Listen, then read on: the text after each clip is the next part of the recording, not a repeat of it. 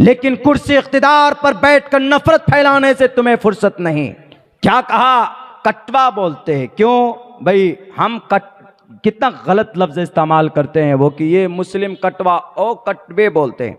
अरे अंतिम महर्षि के बारे में भी ये लफ्ज है। क्या कहोगे उनको, अंतिम महर्षि को?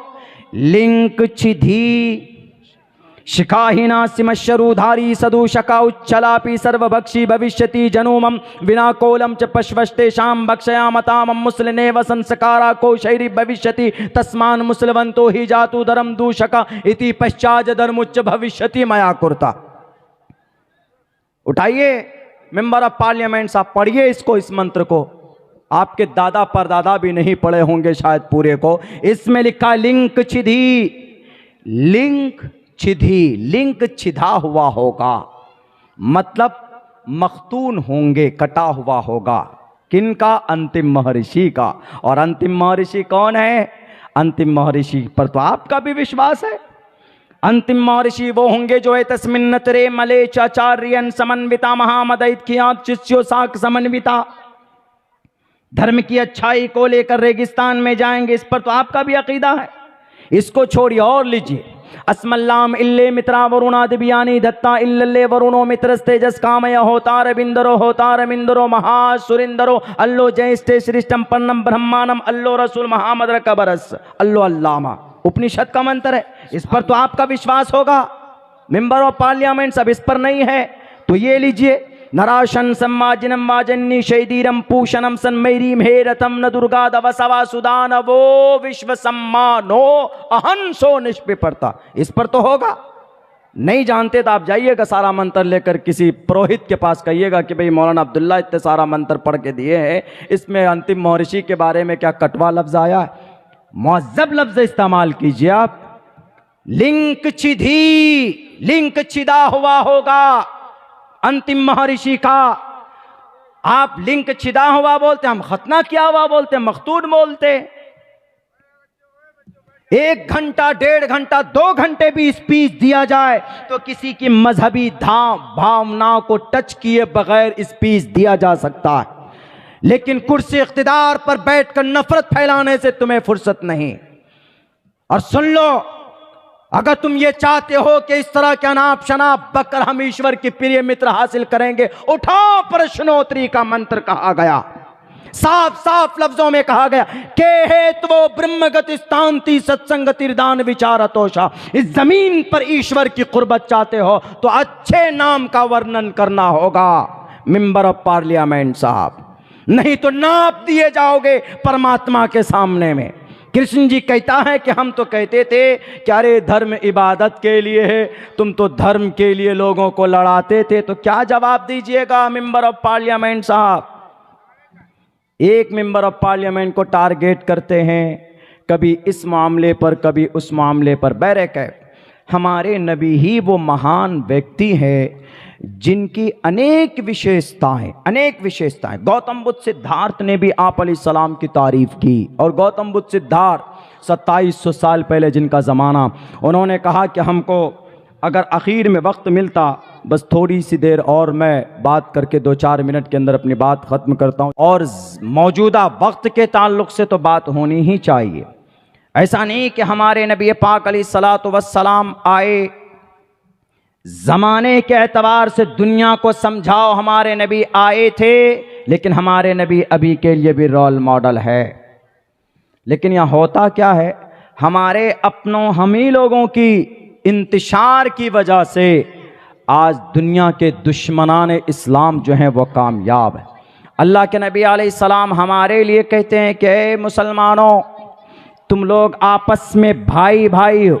अल मुस्लिम का जसदिन वाहिदिन, मुसलमान एक जिस्म का मानिंद है।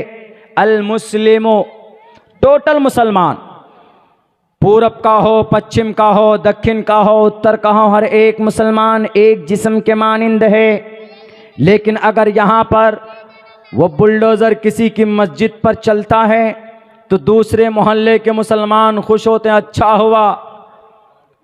एक मुसलमान के हाथ में हथकड़ी लगती है तो दूसरा मुसलमान खुश होता है। एक बात याद रखना हमारे मुस्लिम भाइयों, मेरी तकरीर रिकॉर्ड हो रही एक बड़े चैनल पर। इसी चैनल से मुझे दुनिया में जाने का मौका मिला। अल्लाह के नबी ने फरमाया यदुल्लाहि अलल जमा, जमात के ऊपर अल्लाह तबारक व ताला की रहमत होती है, अल्लाह तबारक व ताला की तरफ से ताकत नाजिल होती। वरना तारीख गवाह है, अगर आप क्या नबी भी मौजूद है इस महफिल में, अगर कोई रसूल भी मौजूद हो, लेकिन मजलिस के अंदर में इंतशार हो एक इस तरफ और एक इस तरफ, उस मजलिस में भी रहमत नहीं आ सकती है। उठाइए, तारीख गवाह है, जंगे उहद का मौका है।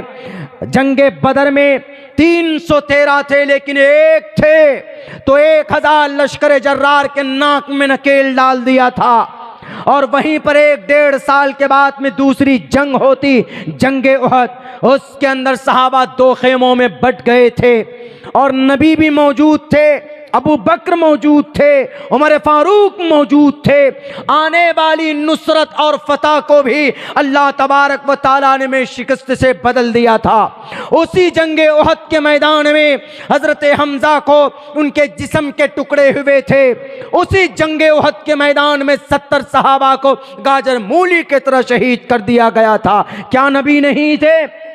तकरीबन 1000 की तादाद सहाबा किराम की थी, वहां 313 ने मैदान मारा था। 1.5 साल बाद ऐसा क्या हुआ? 1000 है, ताकतवर हैं और एतकाद के एतबार से पहाड़ के मानिंद है, लेकिन फिर क्या वजह है कि 70 सहाबा गाजर मूली की तरह शहीद कर दिए गए। हजरत हमजा शेर खुदा, उनके सीने को चीर कर अतड़ियों को निकाला गया था, कलेजे चबाने की कोशिश की गई थी, उंगलियों के पोरवों को काट दिया गया था। क्यों? सिर्फ इंतशार की बुनियाद पर, 2 खेमों में बटने की बुनियाद पर। अगर इस मुल्क में नहीं पूरी दुनिया में कामयाब होना चाहते हो तो मुसलमानों, एक अल्लाह की रस्सी को मजबूती के साथ पकड़ना होगा। अल मुस्लिमों का जसदिन वाहिदिन की तफसीर बननी पड़ेगी और फिर अल मुस्लिम व अखुल मुस्लिम का झंडा बुलंद करके आगे बढ़ना होगा, तभी अल्लाह की मदद आएगी। वरना अगर इस मंच को, इस कुर्सी को अगर इंतशार का जरिया बनाया, जो लोग इख्तिलाफ की बात करते हैं दुनिया के अंदर, जो लोग इंतशार की बात करते हैं दुनिया के अंदर, वो नबी की सुन्नत के खिलाफ करते, नबी के हदीस के खिलाफ करते। इस वक्त जरूरत है एक प्लेटफॉर्म पर आने की। अरे जब नबी मौजूद है, इंतशार की वजह से अल्लाह की रहमत रुक जाती है। आज तो हमारे नबी भी नहीं, आज तो सहाबा भी नहीं है। अगर आज हम बट गए, अलग अलग हो गए, तो आज तो नबी भी नहीं, सहाबा भी नहीं है। तो आज तो हमें हारना क्या, गाजर मूली के तरह क्या जनाब, आटे के तरह पीसने की कोशिश की जा रही है। हम पिस जाएंगे, कोई अल्लाह की तरफ से मदद नहीं आएगी। इसीलिए इस मंच का, किसी भी मंच का, मस्जिद हो, मदरसा हो, जलसा हो, इत्तिहाद का पैगाम जाना चाहिए। हम मुस्लिम हैं, हमारे आखिरी नबी मोहम्मद रसूलुल्लाह है, हमारा कुरान 30 पारे का है, हमारा अल्लाह एक है, हम पर 5 वक्त की नमाज फ़र्ज़ है। जब सारी चीज़ें हमारे से बीच में बिल्कुल बराबर है, तो हम एक प्लेटफॉर्म पर हमें रहना चाहिए और आपस में सलाम को आम करना चाहिए। इस सलाम से मोहब्बत बढ़ती। अवला अदुल्लुकुम अला शैइन इज़ा फ़अलतुम तहाबबतुम अफ़शुस्सलाम बैनकुम। अल्लाह के नबी अलैहिस्सलातु वस्सलाम ने सहाबा से फरमाया कि ऐसा फार्मूला ना बता दो जिससे बीच में मोहब्बत पैदा हो। सहाबा ने कहा क्यों नहीं, why not, please tell me, बताइए क्या है। उन्होंने कहा अफ़शुस्सलाम बैनकुम, हम सलाम करें एक दूसरे को, सलाम से मोहब्बत बढ़ती। ये कौन कह रहा? अल्लाह के नबी अलैहिस्सलाम का फरमान है, मुस्लिम शरीफ की हदीस। इसीलिए नफ़रत नहीं, दुश्मनी नहीं, अदावत नहीं, चाहे मुसलमान हो कि हिंदू, हमें मिलकर रहना। नफरत परस्त इस देश के अंदर मामूली हैं। जो लोग गद्दी पर हमेशा बैठे रहना चाहते हैं वही लोग नफरत की बात करते हैं, वरना हिंदू, मुस्लिम, सिख, ईसाई सबको मिलकर रहना चाहिए। यही तालीम हमें इस्लाम के प्लेटफॉर्म से मिलता है। अल्लाह से दुआ करता हूँ कि अल्लाह तबारक व ताला कहने सुनने से ज़्यादा हम तमाम मुसलमानों को 100% उस पर अमल की तौफीक अता फ़रमाए। बहुत बहुत शुक्रिया, जज़ाकल्लाह। अस्सलामु अलैकुम वरहमतुल्लाहि वबरकातुहू।